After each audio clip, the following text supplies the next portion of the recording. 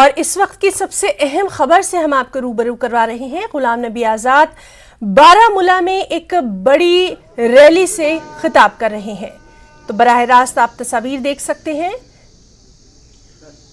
आपको बताएं कि जम्मू कश्मीर के साबिक़ वज़ीर आला गुलाम नबी आज़ाद शुमाली कश्मीर के बारामूला में उनकी ये अज़ीमुश्शान रैली हो रही है। डाक बंगले में ये रैली जो है की जा रही है।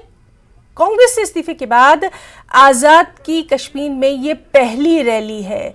इस रैली से गुलाम नबी आज़ाद के हामी ताज मोहिउद्दीन, अब्दुल रशीद डार, शुएब लोन भी खिताब करने वाले हैं। सबसे अहम ये कि इलाकाई सियासत में गुलाम नबी आज़ाद के दाखिले से यूटी में सियासी सरगर्मियों में लगातार इजाफा देखा जा रहा है।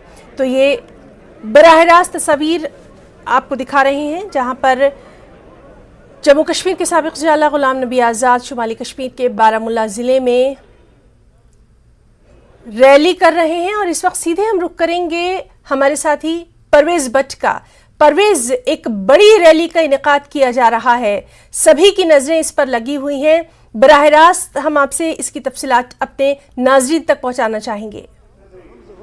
चाहने वाला तो आपको नजर कुरान में चले, जिसको जा बचा के चले, ये हालत है आपकी, आप सर उठा के नहीं चल।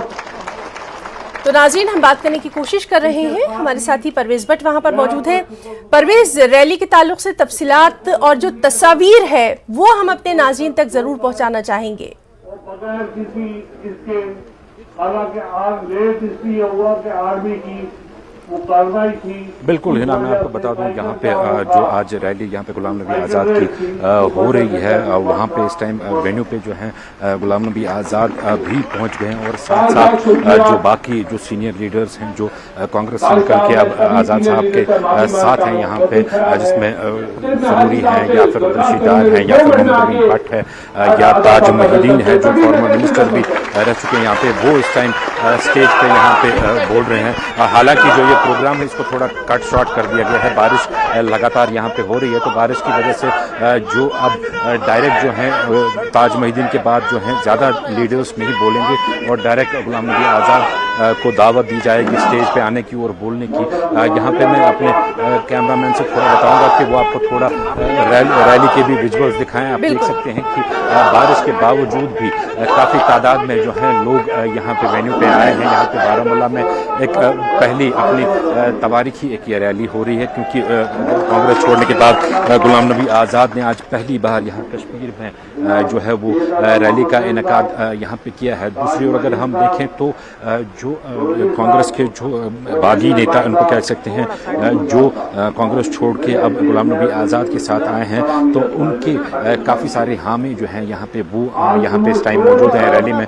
खासतौर अगर हम बात करें उड़ी साइड से जो ताज मोहिउद्दीन हैं उनके काफ़ी सारे सपोर्टर्स हैं, या फिर अब्दुल रशीद डार जो कई बार जो हैं वो एमएलए आए हैं सोपोर साइड से, तो उनके काफ़ी सारे हामी जो हैं वो यहाँ इस वेन्यू में मौजूद हैं। दूसरी साइड से शुएब लोन के भी जो सपोर्टर्स हैं वो भी इस वेन्यू में मौजूद हैं। बताया जाता है कि इससे ज़्यादा लोग यहाँ पे आ सकते थे, लेकिन ख़राब मौसम होने की वजह से ज़्यादा लोग नहीं आ पाए। ताहम फिर भी तकरीबन 3000 के करीब जो हैं वो लोग यहाँ इस रैली में आज मौजूद है यहाँ पे, और अपने लीडर जो हैं गुलाम नबी आज़ाद उनको सुनने के काबू इंतज़ार कर रहे हैं यहाँ पे। अगर हम बात करें ये जो एरिया आता है जो बारामूला डिस्ट्रिक्ट है, ये कांग्रेस का थोड़ा स्ट्रांग होल्ड यहाँ पे माना जाता था, क्योंकि एक साइड से ताज मोहिउद्दीन है तो दूसरी साइड से सोपोर का एरिया जो आता है वो अब्दुल रशीद डार का है। तो ऐसे में एक्सपेक्टेड था कि जो यहाँ पे रैली होगी वो काफ़ी धुएंधार होगी।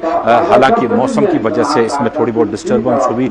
यहाँ पे आज ये भी एक मौजू देखने को मिलेगा कि जो आज़ाद ने जो जम्मू में जो उन्होंने स्पीच किया था, जो जम्मू से वो रैली से मुखातिब हुए थे, या फिर जो चुनाव रैली में फिर उन्होंने भाषण दिए, यहाँ क्या उसमें थोड़ी चेंज आएगी? क्या जो कश्मीर के लोगों की जो एस्पायरेशंस हैं क्या उनको एड्रेस किया जाएगा? जैसे आर्टिकल 370 पे क्या बात होगी, या नॉन लोकल्स को वोटिंग राइट्स देने पे बात होगी? स्टेटहुड का पहले उन्होंने जिक्र किया था, कोर एजेंडा है जो ये नई पार्टी बनने जा रही है अब कांग्रेस बागी नेताओं की, तो उनका कोर एजेंडे में आता है कि स्टेटहुड का रिस्टोर करना यहाँ पर दूसरी, और जो जॉब्स और लैंड प्रोटेक्शन है उसके हवाले से भी लगातार बात की थी गुलाम नबी आज़ाद ने जम्मू की रैली में। और साथ में ये भी कहा था कि जो ह्यूमन राइट्स वायलेशंस के केसेस होते हैं यहाँ पे, PSA वगैरह जो नौजवान पे लगाया जाता है, उसमें भी वो बढ़ चढ़ के काम करेंगे। यहाँ पे मैं एक बार फिर से कैमरामैन को बताना चाहूँगा कि वो आपको स्टेज का मंजर दिखाएं। यहाँ पे स्टेज पे आप देख सकते हैं कि अगर हम राइट और लेफ्ट आए, यहाँ पे पहले आप देख सकते हैं मोहम्मद अमीन भट्ट बैठे हैं, उसके बाद GM सुरूरी बैठे हैं, फिर ताहिर पीरजादा सैयद बैठे हैं, उसके बीचों बीच जो है गुलाम नबी आज़ाद यहाँ पे इस टाइम बैठे हुए हैं, और गुलाम नबी आज़ाद के साथ जो है ताज महीउद्दीन यहाँ पे बैठे हैं। न्यूज़ 18 जम्मू कश्मीर लद्दाख पे ये खास ये विजुअल्स, एक्सक्लूसिव विजुअल जो है रैली के इस टाइम हम अपने नाजरीन को दिखा रहे हैं। इस टाइम जो सोपोर के MLA हैं, MLA रह चुके हैं पिछले 3 दफा बारी जो MLA रह चुके हैं, अब्दुलरशीद डार, वो इस टाइम स्पीच कर रहे हैं यहाँ पे। उनका भी काफ़ी स्ट्रांग होल्ड यहाँ पे रहा है। अगर हम सोपोर बेल्ट की बात करें तो जो अनाउंसमेंट्स यहाँ पे हुई उसके हवाले से बताया जा रहा है कि जो प्रोग्राम है वो कट शॉर्ट किया जाएगा, और शायद अब अब्दुलरशीद डार के बाद शायद अब गुलाम नबी आज़ाद स्पीच करें। तो रैली की बराह रास्त तस्वीर हम अपने नाज़रीन तक जरूर पहुंचाना चाहेंगे, क्योंकि इस रैली पर सभी की नजरें लगी हुई हैं। अपने घरों को वापस निकल जाए, क्योंकि जो वेदर है यहाँ पे, वेदर की कंडीशन जो है वो बाहर, यहाँ पे आपको बराह रास्त ले चलेंगे कि गुलाम नबी आज़ाद जो है वो स्पीच करने जा रहे हैं। हालांकि गुलाम नबी आज़ाद ने कहा है कि पहले जो पीरजादा सैयद हैं हम सैयद, वो अब स्पीच करेंगे। यहाँ पे लगातार जो है प्रोग्राम को शॉर्ट करने की कोशिश की जा रही है, लेकिन कुछ लीडर्स ऐसे हैं जो काफ़ी सीनियर मेंबर्स हैं, उनका यहाँ पे स्टेज पे लोगों को मुखातिब होना काफ़ी ज़रूरी माना जा रहा है, क्योंकि अलग अलग लीडर्स के अलग अलग सपोर्टर्स जो हैं वो यहाँ पे इस वेन्यू में आए हुए हैं। चाहे बात हम करें सोपोर की, सोपोर जो एक हॉटबेड माना जाता था एक टाइम पे मिलिटेंसी का, वहाँ से लोग यहाँ पे आए हैं।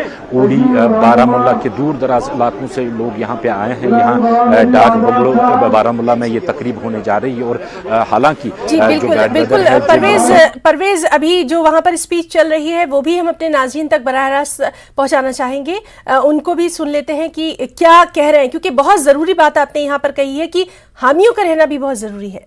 परवेज और नहीं खोला क्या? कुछ नहीं किए हैं आजाद साहब, मैं आपको ये कहना चाहता हूँ कि जो ये लोग बैठे हैं और उनके अलावा लाखों लोग जो हमारे रियासत जम्मू कश्मीर में रहते हैं, पिछले कई सालों से जो तकलीफ। जी बिल्कुल परवेज, तो ये बराह रास्त रैली की तस्वीर, रैली पर इस वक्त कौन कौन लोग खिताब कर रहे हैं, तमाम तर तस्वीर हम अपने नाज़रीन तक पहुंचा रहे हैं। परवेज, यहाँ हम आपसे ये भी जानना चाहेंगे, जो ये तमाम लीडर वहां पर दिखाई दे रहे हैं, और आपने ये भी कहा था कि किसी ज़माने में ये कांग्रेस का गढ़ रहा है, तो कहीं ना कहीं इन तमाम लीडरों का वहां पर खुद मौजूद रहना भी एक जानिब इशारा कर रहा है, खास तौर पर गुलाम नबी आज़ाद जिस तरह से अब शुमाली कश्मीर के लिए जो उन्होंने दौरे की शुरुआत की वो बारामूला से की है। आईनी तौर पर जो बहाल कर सकता है सिर्फ गुलाम नबी आज़ाद का, एक भरोसा है उनको, और मुझे भी उम्मीद है।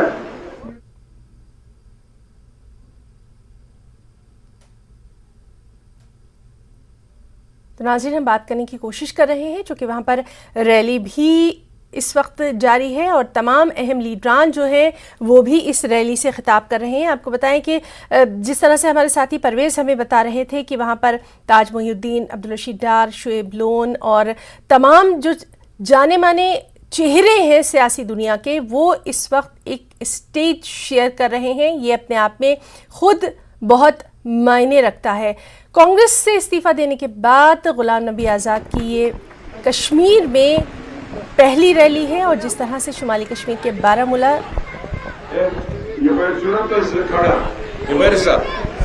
माथर भी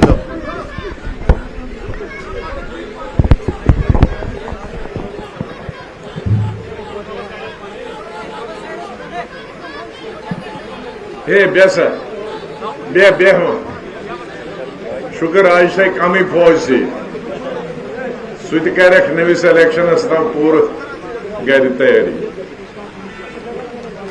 आप सबको मेरी तरफ से अस्सलाम वालेकुम रहमतुल्लाहि व बरकातहू। सबसे पहले मैं बारामूला जिला के लोगों का,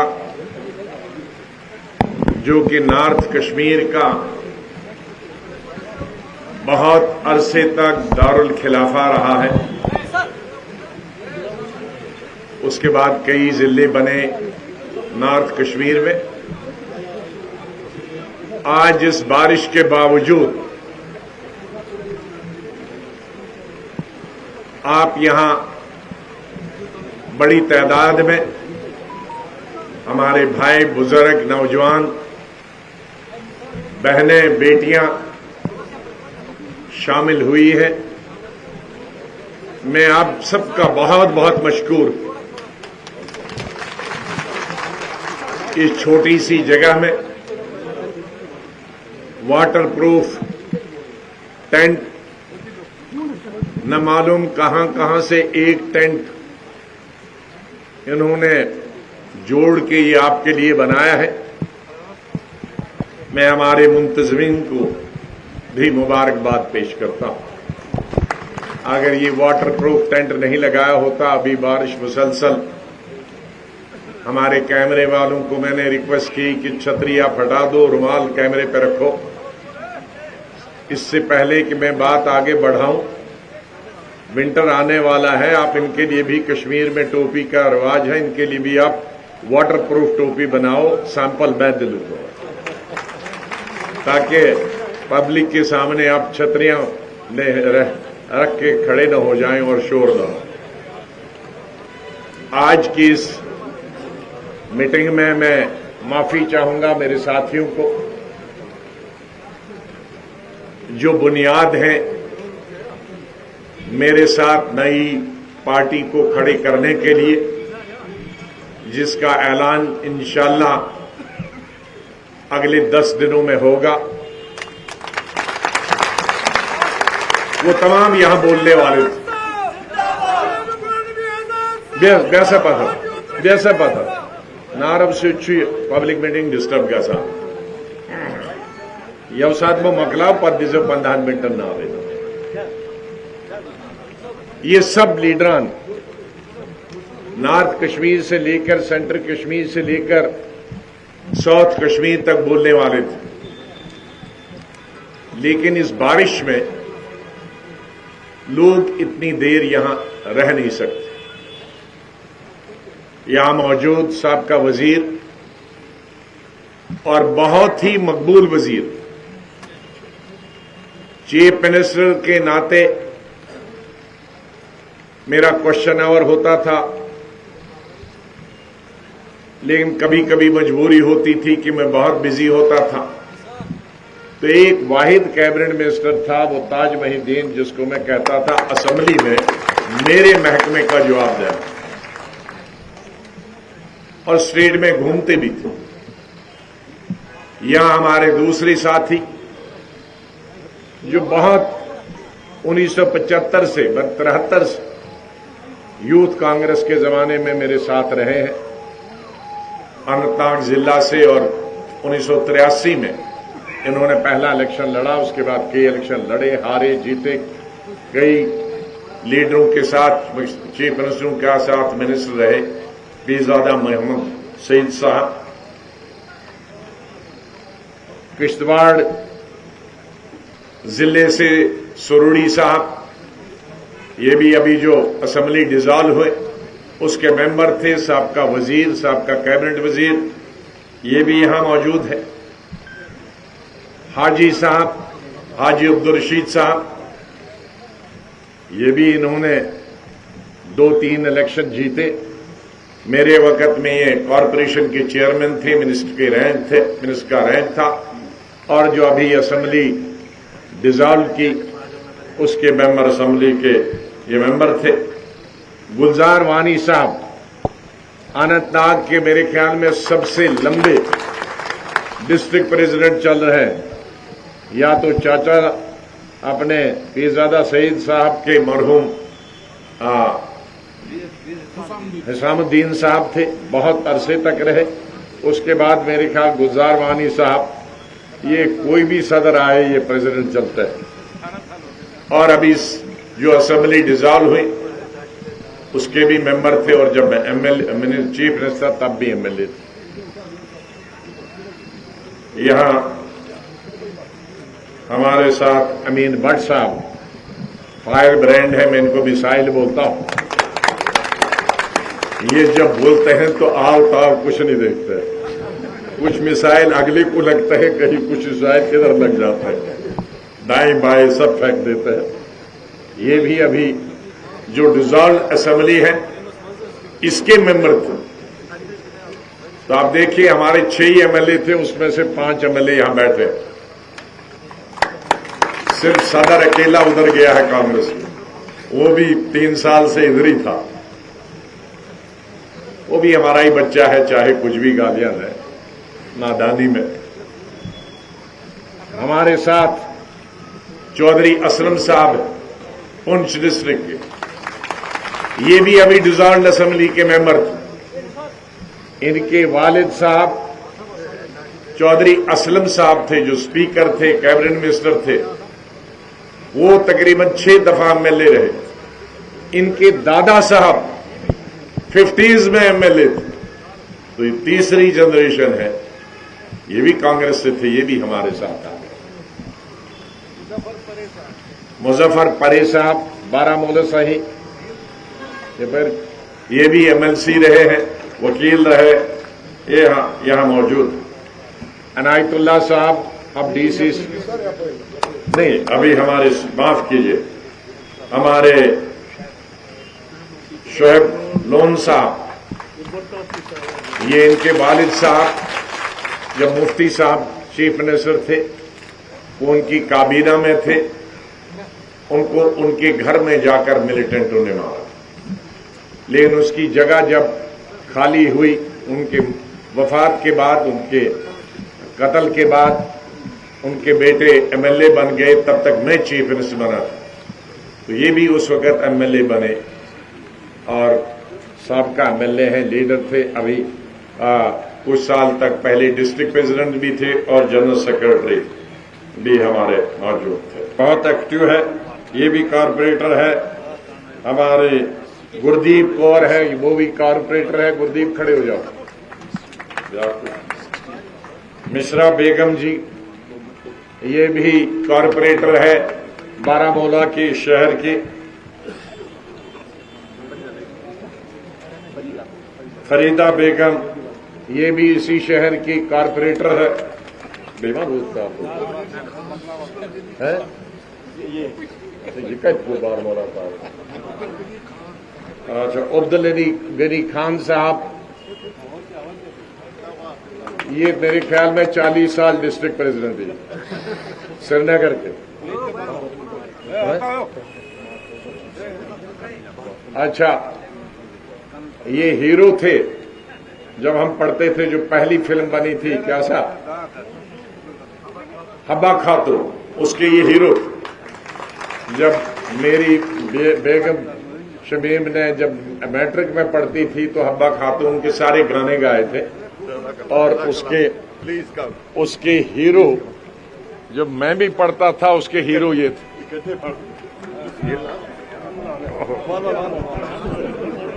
यूसुफ चक के बने थे। यूसुफ चक 50 साल के पहले ये कश्मीर का आखिरी बादशाह यूसुफ चक था। ठीक हो रहा हूं आज तक करो सब।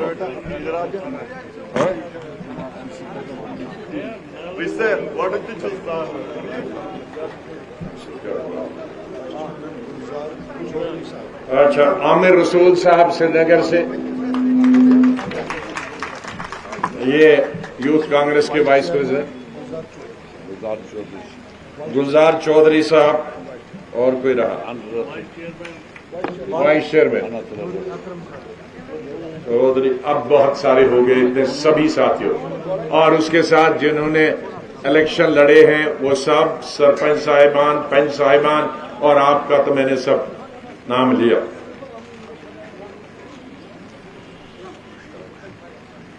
बहुत सारे तूफान इस जम्मू कश्मीर में गुज़िश्ता 3-3.25 सालों में हुए। बदकिस्मती कश्मीर की है कि हजारों सालों से अगर कश्मीर की तारीख देखेंगे, यूं कि इस तरह तो वैसे हिंदुस्तान की तारीख में भी बहुत सारे हमलावर बाहर से आए। हाल के ही कुछ 500-800 सालों में सबसे लंबे अरसे तक मुगलिया हुकूमत ने हिंदुस्तान पे हुकूमत की। उसके बाद अंग्रेजों ने कई सौ साल तक हुकूमत की, लेकिन बदकिस्मती से कश्मीर पर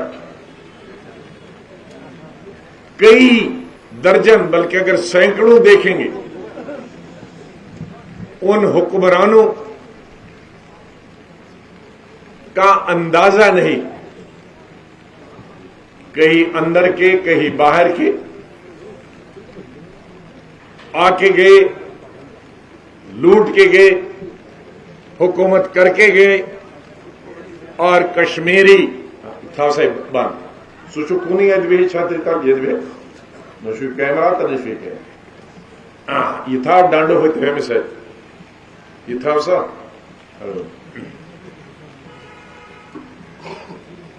और जो भी हुक्मरान आया उसने लूटा बाहर से आकर।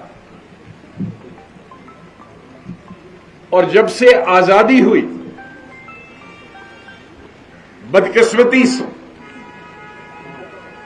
तब से ये अंदरूनी सियासत का शिकार हो गई।